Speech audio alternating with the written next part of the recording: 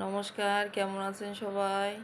আর একটা নতুন রেসিপি নিয়ে চলে আসলাম। এই যে এক পিস কচু দিয়ে কতজনে যে কত থাল ভাত খেতে পারবে তার কোনো ঠিক নেই। কচুটা ভালো করে ধুয়ে কুটিয়ে ছুলে নিচ্ছি। এবার কচু একটু বেশি বেশি বাদায় বাদায় ছুলে নিতে হয়, যাতে খোসার দাগ না থাকে। খোসার দাগ থাকলে আবার অনেক সময় গাল চুলকোনোর ভয় থাকে। এ জিনিস খালি পরে ওরে বাবা রে বাবা, বারবার খাতে ইচ্ছে করবে, এত স্বাদ।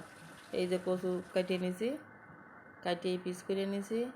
আর এই যে সব রসুন, তারপরে একটা পেঁয়াজ, শুকনো জাল, আর একখান মাছের পিস, মাছটা ভেজে নিছি। সেই তেলের মধ্যে দিয়ে দিলাম শুকনো জল দিয়ে, এবার শুকনো জলটা একটু ভালো করে ফুরায় নিছে। তার মধ্যে দিয়ে দিলাম গাছ একটু জিরেটা একটু বেশ করেই দিলাম। দিয়ে জিরে চটর ফটো শুরু করেছে। এবার দিয়ে দিলাম রসুন, একটা রসুন দিছি, বেশি দিলাম না। আর দিয়ে দিলাম একটা পেঁয়াজ কেটে। দিয়ে এই যে একটু নাড়াই ছাড়াই ভালো করে লাল লাল করে ভেজে নেব। ভেজে নিয়ে এ ভাজা শেষ। এবার উঠে নিচ্ছি ভাজাগুলো সব। কাঁচা কচু আজকে খাইয়ে দেখাবো যে কাঁচা কচু খাবো, খাইয়ে কোনো গাল ধরার কোনো ভয় নেই। আর যদি বিশ্বাস না হয় তাহলে তোমরাও বাড়ি এরা মেরে খাইয়ে দেখে নে কাঁচা কচু দিয়ে কিরাম করে তোমাকে গাল ধরে। আমি যে রেসিপি দিছি এই রেসিপি ফলো করবা। এ আবার নিরামিষ করেও খাওয়া যায়, তবে মাছ আর পেঁয়াজ রসুন বাদ দিয়ে করতে হবে। একদম সেই স্বাদ। নিজে বানাইছি বলে করছি নে, আগেও বানাই খাইছি, তাই ভাবলাম সবার সাথে শেয়ার করি, সবাই বানাই খাক। কচু এই যে ডাইসে কুড়াই নিলাম, নিয়ে এবার আসছে বাইটে নিচ্ছি।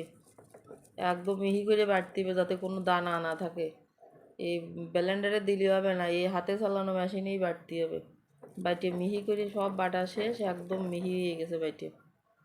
এই যে একদম কাদা কাদা, এত সুন্দর মিহি হয়েছে। এবারে সেই শুকনো জাল, তারপরে আসছে সেই কাঁচা জাল দিলাম 5টা, ঝালে সেই রাম জাল, তাই 4-5টা কাঁচা জাল দিয়ে দিলাম। আর ওই পেঁয়াজ রসুন, বেজে রাখা পেঁয়াজ রসুনগুলো সব বাটিয়ে, মাছখানেও বাটিয়ে নিচ্ছি ভালো করে। মাছের কাঁটাগুলো ফেলে দিই, পেটির মাছ নিচ্ছি যাতে কাঁটা কম থাকে।